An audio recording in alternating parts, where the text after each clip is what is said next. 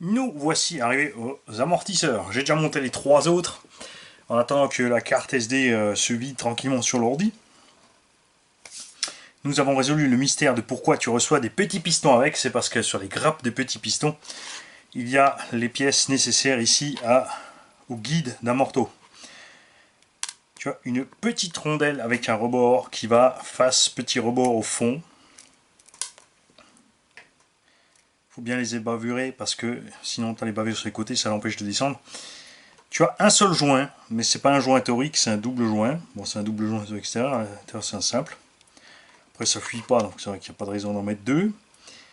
Et encore une rondelle qui, elle, par contre, a deux côtés différents. Tu vois, il y a un grand rebord ici, un petit rebord là. C'est parce qu'elle va comme ça. Tu vois évidemment l'habituel joint. Ça va là. Et ça se visse là-dessus. L'embase en plastique, ça suffit large. C'est vrai qu'on a l'habitude d'en avoir en alu partout sur tous les autres, mais bon, il n'y a pas spécialement de raison en fait à ne pas le faire en plastique. Ça fonctionne très bien. Pour les pistons, c'est les petits blagueurs. Ils te disent à l'avant, on prend le 6 x 1,4 et à l'arrière, le 6 x 1,6. Sauf que livré avec, il y a du 1,4 et du 1,2. Tu as beau regarder trois fois, tu ne trouveras pas ce qu'il te faut. Et là, tu vois à l'intérieur, tu vois le petit rebord, le blanc là, qui dépasse à l'intérieur. Ça, c'est donc la partie supérieure de la petite bague guide. Donc on a du beau boulot qui est fait, puisqu'on a quasiment pas de jeu transversal comme ça. Ça, c'est très bien. Tu mets ta rotule, là ils te disent soit tu achètes l'outil pour la tige machin bidule, ou alors tu prends, et ça aussi c'est marrant, tu prends la clé de 5 pour tenir les croûtes 2,5. Je vous jure que c'est ce qu'il y a écrit dans la notice. Alors là c'est que du M4, tu vas tranquille, tu peux le faire à la main. Et tu vas au bout. Hop, là tu sens, tu arrives au serrage, tu t'arrêtes, c'est bon. Ici on est bon aussi. On revient un tout petit peu.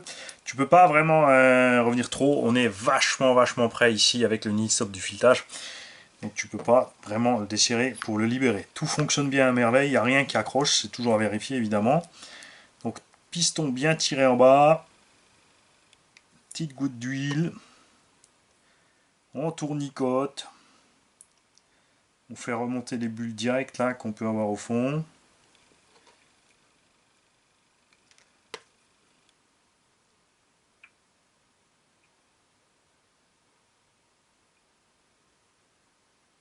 Voilà. Alors eux, c'est de la 600 WT. C'est pas de la CST. Elle me paraît pourtant étrangement fluide, parce que de la 600W, ça fait quand même carrément de la 700 et des brouettes. Quasiment, c'est pas 800, mais presque, 730, 750 par là. Ça va vérifier sur le petit tableau pour ceux que ça intéresse. Pourtant, elle est étrangement fluide, donc je ne sais pas si c'est vraiment de la 600W là-dedans. Ça me paraît aussi beaucoup pour un petit short curse indice, t'as vu là? Je sais pas si t'as vu, sinon tu zoomeras. Hop, j'ai tournicoté, les bulles avaient dû se remonter là. Regarde. Tu vois là, t'avais un il n'y a plus de bulles. Membrane comme toujours dans le capuchon. Par contre, ce que j'aime pas, c'est qu'il n'y a pas de petit trou sur le côté dans le capuchon pour éliminer l'excédent d'air qui va remonter là. Ou d'huile, hein, si t'en as mis trop. Tu vois, là on a trop de pression, tu vois. Ça ressort. C'est pas ce que je veux.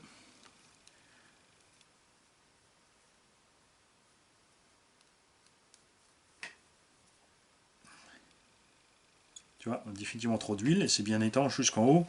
Avec le petit trou sur le côté, ça t'évite ça, l'excédent peut sortir. Là, tu dois dévisser pour que l'excédent coule sur le filetage sans choper d'air, parce que si tu chopes d'air, ça te revient au même. Voilà, là on est bon. Non, on n'est pas bon, on est pire, j'ai chopé de l'air. Voilà, effectivement. Exactement ce que je ne voulais pas.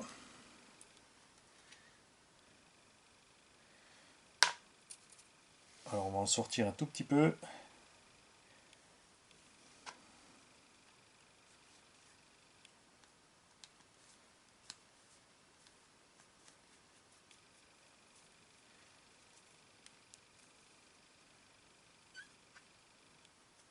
Décidément. C'est l'effet démo. Tous les autres, ça marche à merveille. Celui-là, il veut rien savoir.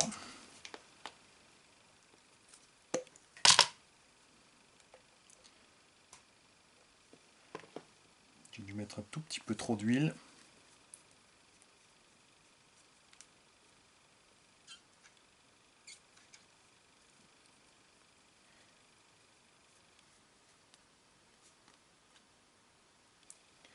La membrane est bien à sa place. Je ne suis plus dans l'huile avec mon piston, ça c'est pas bon. Là, c'est sûr, va y avoir de l'émulsion. Ouh, la vilaine bubule qu'on a chopée.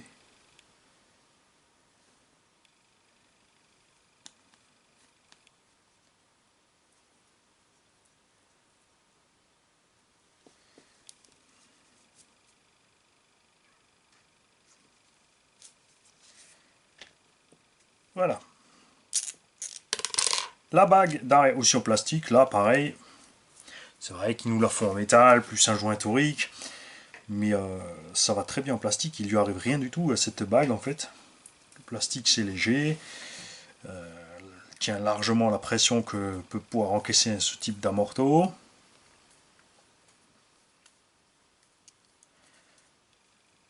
Et t'as pas besoin de nil stop, comme tu peux le constater. Ça y va bien dur tout seul.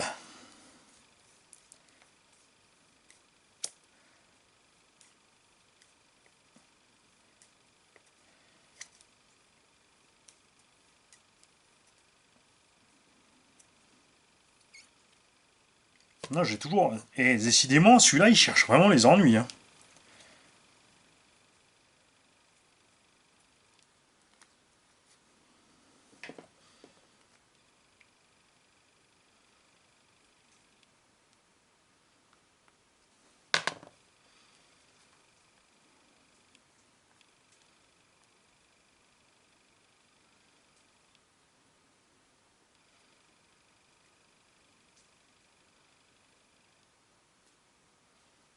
Voilà, on a réussi à sortir un peu d'huile par là, sans choper d'air. C'est pire, tu vois. 3 heures plus tard.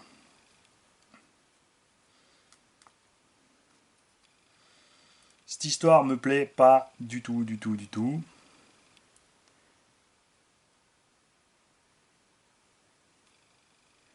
C'est tellement plus simple avec un petit trou de côté dans le plastoc. Là, je veux pas le faire parce que quand même pas aller endommager la membrane ou un truc du genre.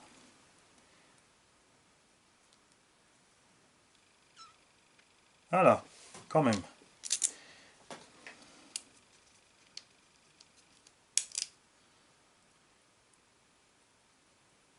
Ok.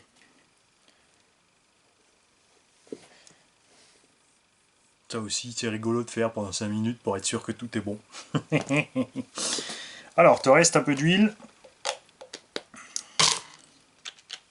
Alors, pour un équipementier RC qui fait des améliorations pour les autres, faire soi-même des amortos avec un seul joint dedans, bof. Bon, après, ça tient. Mais ne pas faire de petits trous sur le côté du capuchon pour laisser sortir l'air, ou ne pas faire un système tout simplement avec purge, alors que c'est un équipementier additionnel. Je trouve que ça permet pas trop de frimer. Implantation des amortos sur le châssis. Commençons par l'avant. Et là, le premier choc pour moi, c'est qu'ils n'ont pas fait des cales de suspette en ferraille. Les cales de suspette sont en plastoc. Bon, d'accord, tu as une grande vis qui passe à travers. Mais c'est vraiment un point où il y a quand même beaucoup d'efforts transmis. Et je ne suis pas d'accord avec leur truc. Surtout que tu vois, regarde, c'est sur toute la longueur. Pareil, pourquoi est-ce qu'on ne peut pas installer ça tout de suite en premier sur le châssis, enfin quand tu es en train de monter ton truc? Pourquoi faut attendre la fin?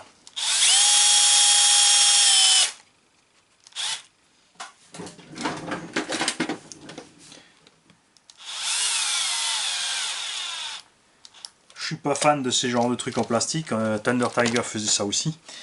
Ça se comprime sur les chocs, ça se déforme beaucoup plus qu'un cavalier ferraille, même avec la vis à l'intérieur. Alors il préconise une fois de mettre la vis sur les trous inférieurs, hein, on va faire ça.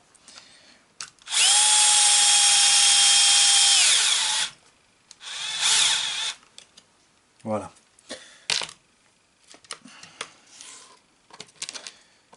Pour l'arrière, ils te disent aussi de prendre les trous intérieurs.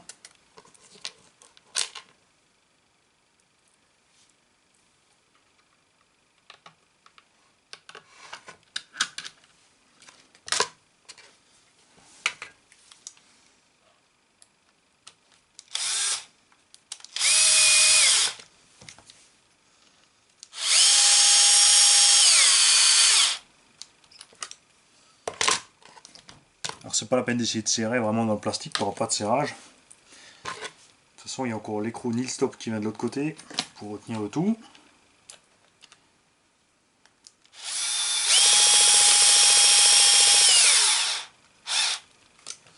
Voilà. Amorto, bah tu peux pas te tromper, hein, ils t'ont mis les longueurs des tiges au millimètre près. Alors que pour les barres stables, ils ont écrit les plus grosses devant et les plus fines derrière. Et ils auraient pu faire la même chose là. Et on a ici plastique sur plastique. On a un tout petit rebord qui va éviter à l'amorto, quand on va serrer, d'être comprimé. Donc tu serres surtout pas trop fort. Tu n'écrabouilles pas ce rebord. Sinon tu vas coincer le chemin de l'amorto. Et c'est pas prévu avec une rondelle. C'est l'écrou direct devant, nul. Moi je vais y mettre une rondelle.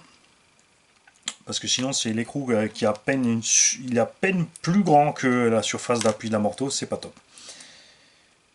Pour la distance, tu vois, on est à fond avec la suspecte, on peut prendre les deux points d'ancrage, il n'y a pas de souci.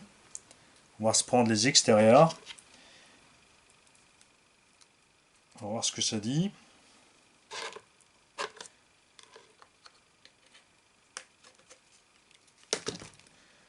T'as de la marge côté pression.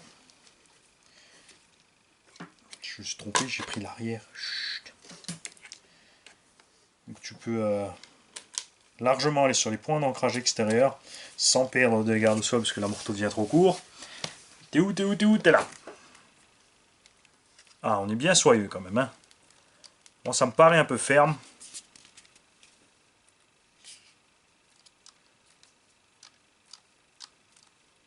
Et comme je disais, la barre stable se balade. C'est pas génial. On va essayer les trous intérieurs. Voir si on... Normalement ça devrait devenir plus souple. Après il faudra voir évidemment comment ça va se comporter en roulant dans les virages. On a aussi de la marche sur les tarages, les amortos, hein, ils sont vraiment... T'as la tige filetée jusqu'en bas. Ouais, c'est pas mal. On va laisser une fois devant allongé au max.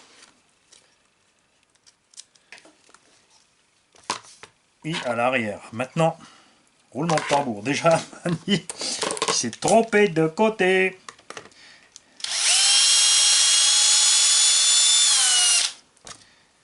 Ouais, j'aimerais finir parce qu'en fait là, il va être à peu près 15 h. Et j'ai quelqu'un qui va pouvoir, avec de la chance, venir nous rendre visite. C'est quelqu'un qui déménage, je sais pas trop, chez nous en Alsace, près de Strasbourg. S'il a le temps, pendant son déménagement, il fait le crochet par ici pour venir nous voir. Et vous le verrez certainement sur les vidéos quand on ira rouler sur près de chez lui. Donc, comme il déménage près de Strasbourg, il a la chance d'être près de 2 circuits RC différents.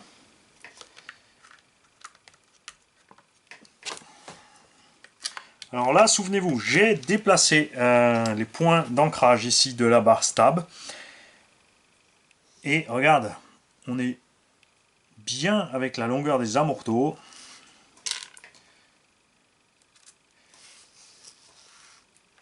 On va se mettre à l'extérieur. Pareil, on va une fois faire ce qu'ils nous disent dans le kit.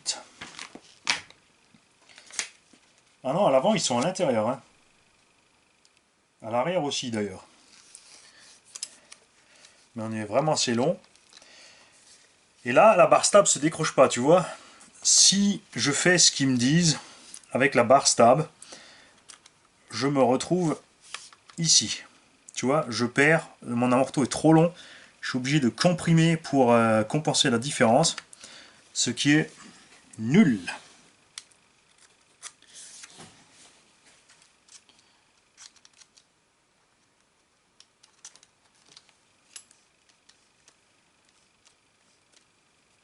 Là, c'est pas mal. Cette barre stable qui se promène devant, alors ça m'énerve. Derrière, on est bien. Pour verrouiller, c'est comme sur beaucoup d'autres marques, tu as un BTR ici qui va tenir le clou. De part et d'autre, évidemment, sur chaque amorto. Niveau garde-sol, là, on a l'air pas mal. On est au maxi de toute façon de ce qu'on peut faire devant. Étrange le fait qu'il n'y ait pas de vis de drop. Que tu ne puisses pas brider ta suspecte. Parce que ça fait que tu ne peux pas, si tu es sur un circuit rapide, descendre ta hauteur de caisse. Vraiment méga space. Tu peux pas non plus utiliser cet engin. Il y en a qui se sont dit tiens, je vais l'utiliser en GT Superlight parce qu'on a le poids devant, enfin avec le moteur là, après tu as quand même la lipo là, le varieux ici, ça se répartit quand même sur le milieu plus ou moins. Après en GT je vois ça mal parce que l'intérieur de diff pour moi est trop petit au niveau de ce qu'on demande en endurance sur la piste avec les huiles très dures qu'on met et aussi les axes de tête de cardan là. Sur la piste on accroche à mort avec des gommards bien mous, donc on a énormément de force sur la transmission. Et on l'use beaucoup plus vite qu'en tout terrain où ça patine. Moi je vais donc mettre mes BTR, mettre des rondelles, mettre mes écrous. C'est dommage, j'aurais pu mettre des écrous avec des bagues intégrées. J'avais le mot hier, je ne l'ai plus aujourd'hui. Là, posé à vide, comme ça a l'air pas mal. Donc on verra ça quand on aura fini. On a de la marge sur les suspensions, ça c'est bien, ça me plaît. Donc prochain épisode, l'assemblage du système de fixation lipo, côté caisse, et pose de l'électronique. Salut!